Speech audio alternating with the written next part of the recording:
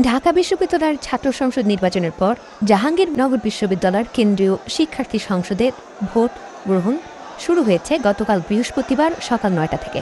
দর্শক, আপনারা জানেন যে নির্ধারিত সময় পার হয়ে গেলেও ভোট গ্রহণ শেষ করা যায়নি এবং সেটি শেষ হয় বিকেল ৫টায়, অর্থাৎ নির্ধারিত সময়ের ২ ঘন্টা পরে। প্রশ্নটা হচ্ছে যে কেন ভোট গ্রহণ শেষ করা গেল না? ভোট গ্রহণ শেষ করতে না পারার কারণ হচ্ছে বিপুল পরিমাণ অভিযোগ বিভিন্ন জায়গা থেকে ভোট কারচুপির, এবং প্রায় সকল প্যানেল শিবির ছাড়া অন্য যারাই এখানে অংশগ্রহণ করেছে সেই সকল প্যানেল একটা সময়ের পর থেকে ভোট বর্জন করতে থাকে। তারা বলে বিশ্ববিদ্যালয় প্রশাসন একটি বিশেষ পক্ষকে জিতিয়ে দেওয়ার জন্যই এই ভোট কারচুপি করছে বা প্রশাসন কাজ করছে। উল্লেখ্য যে যদিও ঢাকা বিশ্ববিদ্যালয়ে কিছুক্ষণের মধ্যেই শিক্ষক নেটওয়ার্কের কয়েকজন শিক্ষক এসে বলে ফেলে ভোট গ্রহণ অত্যন্ত সুষ্ঠু হয়েছে, কিছু ছোটোখাটো অসঙ্গতি ছাড়া, বল পয়েন্ট শেষ হয়ে গিয়েছিল, খুঁজে পাওয়া যায়নি, এরকম কিছু হাস্যকর অসঙ্গতির কথা তারা সংবাদ সম্মেলন করে উল্লেখ করে। জাহাঙ্গীরনগর বিশ্ববিদ্যালয়ে দেখা যায় কয়েকজন শিক্ষক নির্বাচনের কার্যক্রম থেকে কাজ নিজেদেরকে প্রত্যাহার করেন এবং নিজেদেরকে বলেন যে আমরা এই জায়গা থেকে পদত্যাগ করছি, কারণ তারা মনে করেন যে প্রশাসন এবং প্রশাসনিক যন্ত্র আসলে সুষ্ঠু কোনো নির্বাচনের দিকে এগোচ্ছে না। তার প্রতিবাদ স্বরূপই নিজেদেরকে তারা এই কার্যক্রম থেকে প্রত্যাহার করে নেন। তবে দর্শক, আজকে শুক্রবার দুপুর পর্যন্ত ভোট গণনা শেষ হয়নি। শোনা যাচ্ছে যে রাত পোহালেও এই ভোট গণনার কাজটি শেষ করে ফলাফল হয়তো দেওয়া যাবে না। নির্বাচনের ফল প্রকাশ করা হয়নি। অনেকে সন্দেহ করছেন, আশঙ্কা করছেন যে ফলাফল স্থগিত করা হতে পারে। আচ্ছা, কেন ফলাফল স্থগিত করা হবে? এর ভেতরে কি কোনো বিশেষ নেগোসিয়েশন চলছে, লেনদেন? এই লেনদেনের যখন সুরাহা হবে তখনই কি আসলে আমরা জানতে পারবো ফলাফল? মাত্র ১১,৭৪৩ জন ভোটার জাহাঙ্গীরনগর বিশ্ববিদ্যালয়, এর মধ্যে ৬৭-৬৮% ভোট পড়েছে।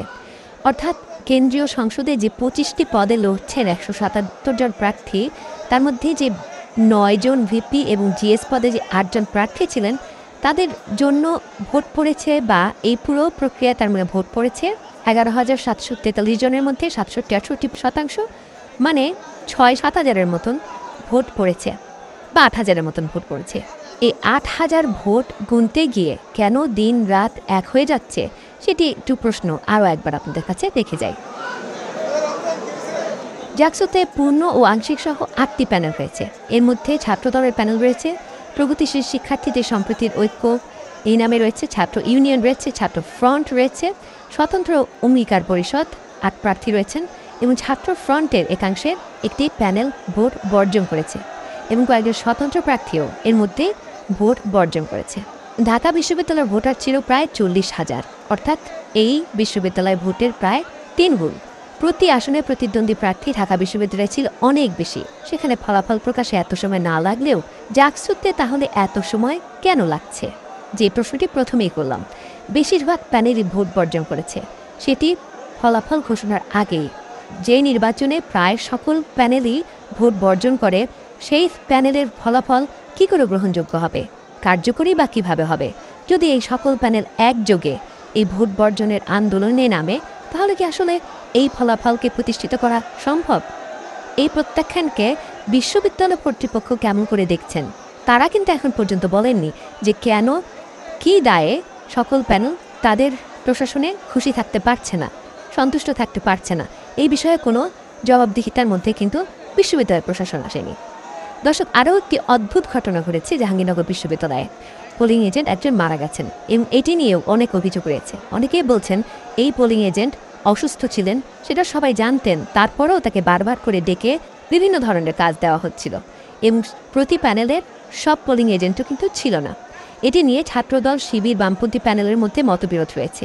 কেন প্রশাসন সবার পোলিং এজেন্ট থাকার বাধ্যবাধকতা তৈরি করল না, সেটি নিয়েও আমাদের নিশ্চয়ই ভাববার অবকাশ রয়েছে।